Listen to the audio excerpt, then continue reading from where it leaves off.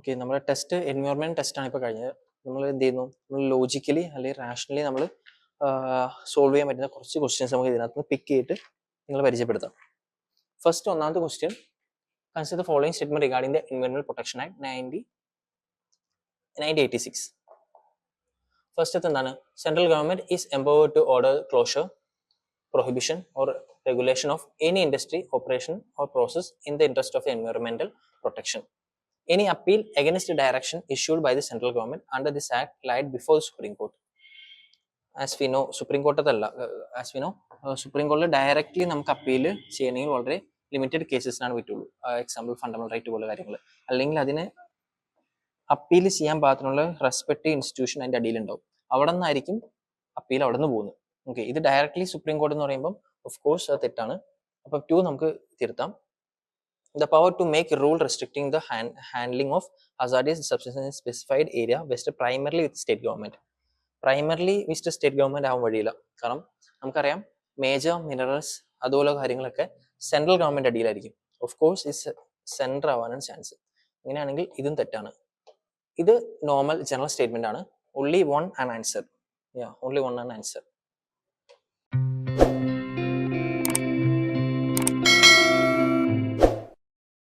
Okay, next question. Another statement, phytoplankton shows a greater tendency for bioaccumulation than zooplankton. As we know, zooplankton, even though phytoplankton accumulation ഉണ്ടെങ്കിലും zooplankton ആണ് greater capacity. എന്തുകൊണ്ടാണ്? zooplankton itself എന്ത് ചെയ്യുന്നുണ്ട്? ഫൈറ്റോപ്ലാങ്ടോനെ acquire ചെയ്യുന്നുണ്ട് അല്ലെങ്കിൽ feed ചെയ്യുന്നുണ്ട്. So ഈ statement തെറ്റാണ്. ഇത് ഇന്റർചേഞ്ച് ആണ് വന്നേക്കുന്നത്. നോർമൽ UPSC ക്വസ്റ്റ്യൻ പേപ്പറിൽ ചോദിക്കുന്ന അതേ രീതി തന്നെയാണ്, അങ്ങോട്ടും ഇങ്ങോട്ടും ചേഞ്ച് ചെയ്തേക്കണം. Prolonged exposure to harmful chemical can lead to bioaccumulation in human. വളരെ സിമ്പിൾ ആണ്. ഓഫ് കോഴ്സ് ജനറൽ സ്റ്റേറ്റ്മെന്റ് ആണ്, നിങ്ങൾക്ക് ഇത് അറിയാവുന്നതാണ്. ഇത് prolonged exposure to harmful chemical, of course എന്താണ്ടാവും? Bioaccumulation in human. Okay, ഇതിന്റെ ആൻസർ എന്ന് പറയുന്നത് 2 only ആണ്.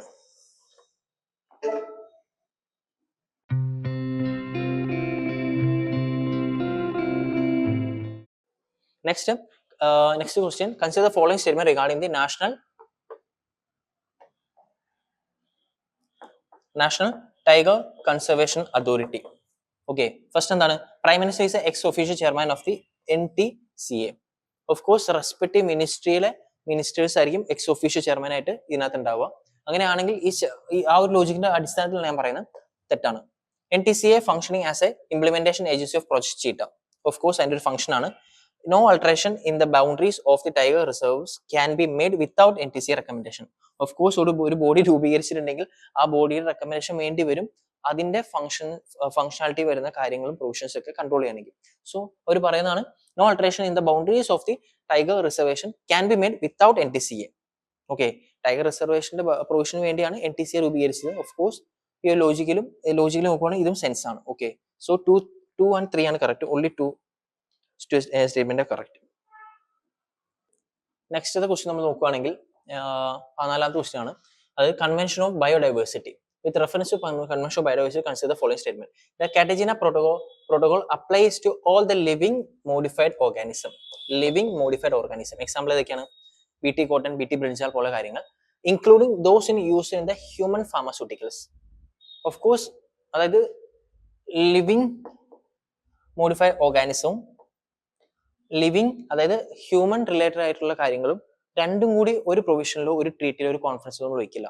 Of course plant, animal, human ഇതിനു വേണ്ടി സെപ്പറേറ്റ് പ്രൊവിഷൻസ് ആണ് എപ്പോഴും നമ്മൾ കണ്ടിട്ടുള്ളത്. ആ ഒരു സെഗ്രിഗേഷൻ എന്താണെങ്കിലും ഇവിടെ വരും. സോ ഇത് തെറ്റാണ്. The Nagoya Protocol applies to genetic resources covered under the International Treaty on Plant Genetic Reserves for the Food and Agriculture. Of course, നിങ്ങൾ കറണ്ട് അഫയേഴ്സ് വായിക്കുന്ന ആൾക്കാരാണെങ്കിൽ ഡെഫിനറ്റ്ലി എനിക്ക് ഇത് അറിയാൻ പറ്റും. ഓക്കെ, സോ ഇതിനകത്ത് ആൻസർ 2 only ആണ്.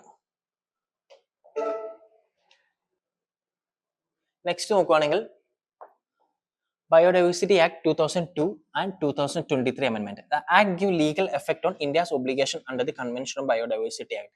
എൻവയോൺമെന്റിലുള്ള ബേസിക് ഡേറ്റ ആണ് ഇത്, നിങ്ങൾക്ക് അറിഞ്ഞിരിക്കണം ഇത്. ഓക്കെ, ദ ബയോഡൈവേഴ്സിറ്റി അമെൻമെന്റ് act 2023 exempt the Ayush practitioners and farmers from the seeking NBA approval for resource access. Of course, നിങ്ങൾക്ക് ഇത് അറിയാവുന്നതാണിത്. എങ്ങനെ? ബയോഡൈവേഴ്സിറ്റി അമെൻമെന്റ് 2023 പ്രകാരം ഇത് ആയുഷ് പ്രാക്ടീസിനെയും and farmers from seeking the NBS approval for resource access. ഇതും definitely ശരിയാണ്. Okay, ഇതൊക്കെ ബേസിക് ആയിട്ടാണ് പ്രൊവിഷൻസ് ആണ് നമ്മൾ പത്രങ്ങൾ കിട്ടുന്നുള്ളത്. Biodiversity Act established a two-tier institution structure comprising the National Biodiversity Authority and State Biodiversity only ഉള്ളതുകൊണ്ട് മാത്രമല്ല നമ്മൾ തെറ്റാക്കുന്നത്. Of course national biodiversity, state biodiversity ഒരു സ്കീം ഇംപ്ലിമെന്റ് ആവണമെങ്കിൽ ഓഫ് കോഴ്സ് അതിന് ഒരു തേർഡ് സ്ട്രക്ചർ അല്ലെങ്കിൽ 3-tier സ്ട്രക്ചർ ഉണ്ടാകും ഗ്രാസ് റൂട്ട് ലെവൽ ഇംപ്ലിമെന്റ് ചെയ്യാൻ വേണ്ടി. ഇതിന് പോസിബിൾ ആണ്, ചെയ്യാതിരിക്കാം. പക്ഷെ ഇത് ഓൺലി എന്ന് പറയുമ്പോൾ ഇത് ഭയങ്കര എക്സ്ട്രീം ആയി പോയി. ഡെഫിനറ്റ്ലി നമുക്ക് ഗ്രാസ് റൂട്ട് ലെവൽ ഒരു ഇംപ്ലിമെന്റേഷൻ ബോഡി ഉണ്ട്. ഓക്കെ, സോ 3 തെറ്റാണ്. 3 തെറ്റാണെങ്കിൽ 3 പോയി. പിന്നെ 1 2 ഉണ്ട്, ഇവിടെ 4 ഉണ്ട്. അപ്പം 2ഉം 4 ഉണ്ടെന്ന് മനസ്സിലായി. 1 നമ്മൾ ആദ്യമേ ഉറപ്പിച്ചതാണ്. അങ്ങനെയാണെങ്കിൽ A ആണ് answer. Next question 23. With reference to India's wildlife management program consider the following statement. നമുക്ക് റാൻഡം ആയിട്ട് സ്റ്റേറ്റ്മെന്റ് എടുക്കാം. Elephant reserves and tiger reserves are legally designated categories under same section of act. രണ്ടും wildlife ആണ്, രണ്ടും highly protected ആയിട്ട് ഉള്ള ആനിമലും ആണ്. So ഇതിന് രണ്ടും ഒരേ സെക്ഷനിൽ വെക്കും, അല്ലെങ്കിൽ ഒരേ ഒരു പ്രൊവിഷൻ ഡെഫിനറ്റ്ലി അതിന് സെപ്പറേറ്റ് ആയിട്ടുള്ള കാറ്റഗറി ഉണ്ടാവും. ഇതാണ് ലോജിക്കലി നമ്മൾ പറയുകയാണെങ്കിൽ. കാരണം ഒന്ന് എലഫന്റ് ആണ്, നെക്സ്റ്റ് ടൈഗർ. അങ്ങനെയാണെങ്കിൽ 4 പോവും 1 3 1 3 രണ്ടിലും 3 ഉണ്ട്, 1 ഉണ്ട്. 2 മാത്രം നോക്കിയാൽ മതി. Project elephant is administrated under the schedule 4 of the wild life protection act.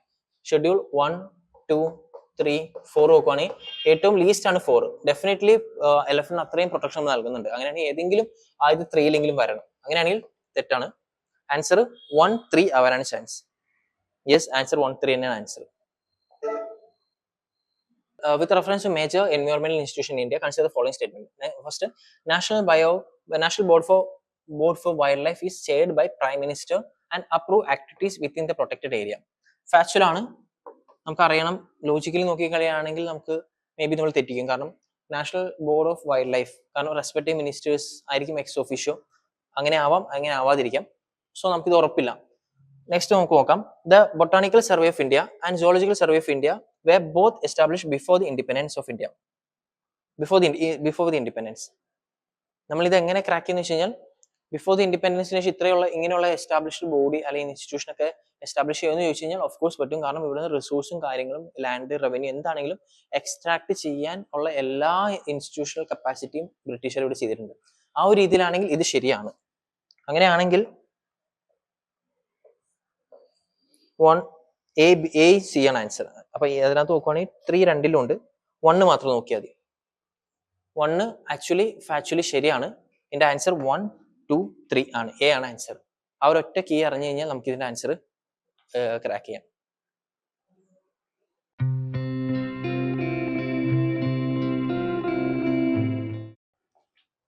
Which of the following statement correctly distinguish exoplastic from the conventional plastic? Okay. So നമുക്ക് എന്ത് ചെയ്യാം, ലാസ്റ്റ് സ്റ്റേറ്റ്മെന്റ് എടുക്കാം. Exoplastic are the more resistant to biodegradation than the conventional plastic, making them suitable for long term packaging. ഇത് വളരെ extreme statement ആണ്. Especially നമ്മളൊരു പുതിയ layer അല്ല പുതിയൊരു ഫോർമേഷനുള്ള പ്ലാസ്റ്റിക് എടുക്കുകയാണെങ്കിൽ മോർ എൻവയോൺമെന്റ് ഫ്രണ്ട്ലി ആയിട്ട് നമ്മൾ എടുക്കുള്ളൂ. ലോങ് ടേം പാക്കേജിങ് അല്ലെങ്കിൽ ലോങ് ടേം യൂസിനായിട്ട് നമ്മൾ എടുക്കില്ല. എസ്പെഷ്യലി പ്ലാസ്റ്റിക് നമ്മൾ മാക്സിമം അത് വൈപ്പ് ഔട്ട് ചെയ്യാൻ നോക്കിക്കൊണ്ടിരിക്കുന്നതാണ്. ഡി പോസിബിലിറ്റി കുറവാണ്. Exoplastic contains specific additive that catalyze their breakdown when they exposed to UV radiation or heat, while conventional plastic do not. This makes sense. ഇത് possible ആണ്. ഇതിനു വേണ്ടി നമുക്ക് വേണേൽ ഒരു ന്യൂ ലെയർ ഓഫ് പ്ലാസ്റ്റിക് അല്ലെങ്കിൽ new element of എക്സോപ്ലാസ്റ്റിക് develop ചെയ്ത് നമുക്ക് പറയാം. Exoplastic have lower melting point than conventional plastic, making them easier to process. ഇതൊരു ഫാക്ച്വൽ ആണ്. will hold there. നമുക്ക് ഹോൾഡ് ചെയ്യാം. Exoplastic are made from non-renewable source, while conventional plastic are made from renewable material. See, ഇത് purely sense വെച്ചിട്ടാണ് നമ്മൾ നടക്കുന്നത്. Okay, ഈ എക്സോപ്ലാസ്റ്റിക് നമ്മൾ എന്തിനു ഉത്പാദിപ്പിക്കുന്നു അല്ലെങ്കിൽ എന്തിനു വേണ്ടി അത്രയും അങ്ങനെയുള്ള പ്ലാസ്റ്റിക് ഇൻവെൻഷൻ ചെയ്യുന്നു, ഇന്നോവേറ്റീവ് ആയിട്ട് നമ്മൾ ചെയ്യുന്നു എന്ന് വെച്ച് കഴിഞ്ഞാൽ ഇതിനൊരു ഫംഗ്ഷൻ പറയുകയാണെങ്കിൽ ഇതാ നമുക്ക് പറയാൻ പറ്റുള്ളൂ. ഓക്കെ, കാരണം ദിസ് മേക്ക് സെൻസ്. ഇത് തന്നെയാണ് ഇതിൻ്റെ ആൻസർ. ഇങ്ങനെയാണ് നമ്മൾ ഇതിനകത്ത് ആൻസർ അറൈവ് ചെയ്യുന്നത്. നെക്സ്റ്റ് ക്വസ്റ്റ്യൻ ആണ്, carbon pricing is widely recognized as an important tool to incentivize low carbon economic growth. Low carbon economic growth. Okay, fine. Statement or second, increasing the price of emission intensive goods and services related to low carbon alternative create an incentive for companies and individuals to move to low carbon option. As we know, ഇവിടെ ഒരു because ഇട്ട് കഴിഞ്ഞാൽ ഇത് correct ആണ്. Statement 2 explain statement 1. Low carbon price എന്തിനു വേണ്ടി നമ്മൾ എക്കോണമിയിൽ കൊണ്ടുവന്നു, അത് എന്തിനു വേണ്ടി നമ്മൾ ഫോളോ ചെയ്യുന്നു, അതാണ് കറക്റ്റ് പറഞ്ഞേക്കുന്നത്. ഇത് companies and individual to move to low carbon option. Next statement ആണ്, oil spill in marine environment disrupt the photosynthesis in aquatic plant. സ്വാഭാവികമായിട്ടും ഓയിൽ സ്പിൽ മറൈൻ എൻവയോൺമെന്റിൽ ഡിസ്റപ്റ്റ് ആയി കഴിഞ്ഞാൽ സ്വാഭാവികമായിട്ടും അതിൻ്റെ ഇമ്പാക്ട് ഉണ്ടാവും. ഓക്കെ, അതിന് ഫോട്ടോസിന്തസിസ് തടയുക തന്നെ ചെയ്യും, ശരിയാണ്. Oil spills have higher density than water affecting the plant root and benthic organism. നിങ്ങൾക്കറിയാം, നമുക്കിത് ഈവൻ ഒന്നും അറിയില്ലെങ്കിൽ പോലും ഒരു ഗ്ലാസ്സിൽ വെള്ളത്തിന് മേലെ നമ്മളൊരു ഓയിൽ ഒഴിച്ചു കഴിഞ്ഞാൽ വെള്ളമാണോ താഴെ കിടക്കുന്നത്, ഓയിലാണോ താഴെ കിടക്കുന്നത് നോക്കിയാൽ മതി. സ്വാഭാവികമായിട്ടും വെള്ളമായിരിക്കും, കാരണം വെള്ളത്തിന്റെ ഡെൻസിറ്റി കൂടുതലാണ്. ഇത്രയും നമുക്കറിയാൻ താണെങ്കിൽ. അങ്ങനെയാണെങ്കിൽ ഓയിൽ ഹാവ് ഹയർ ഡെൻസിറ്റി എന്നുള്ളത് തന്നെ തെറ്റാണ്. ഇങ്ങനെ ആകുമ്പോൾ സ്റ്റേറ്റ്മെന്റ്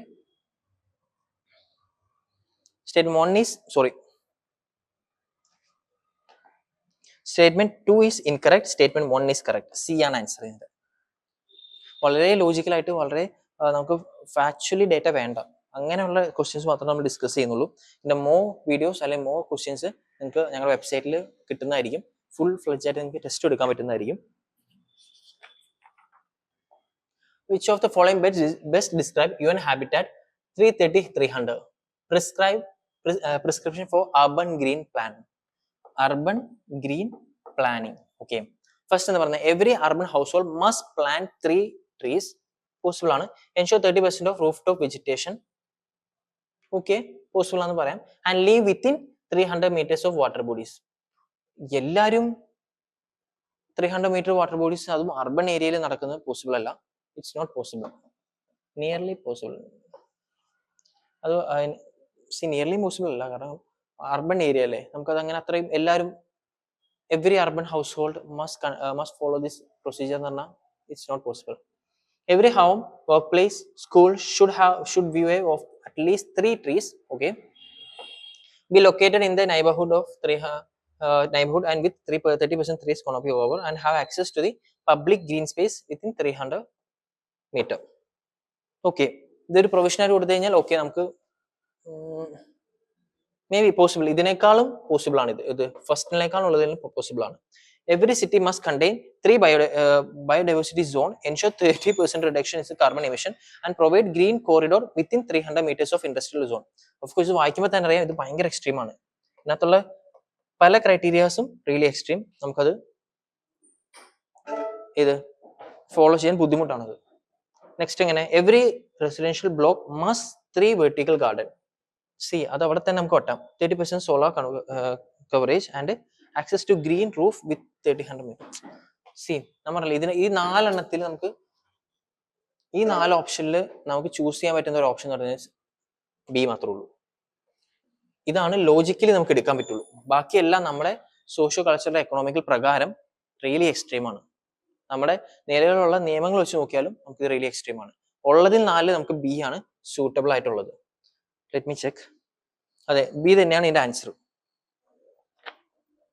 ഓക്കെ, സോ ഇതിന്റെ ബാക്കി വീഡിയോസ് നിങ്ങൾ അപ്ലോഡ് ചെയ്യുന്നതായിരിക്കും. For more questions, full test നിങ്ങൾക്ക് വെബ്സൈറ്റ് ലോഗിൻ ചെയ്യാം. You can access from there. Thank U.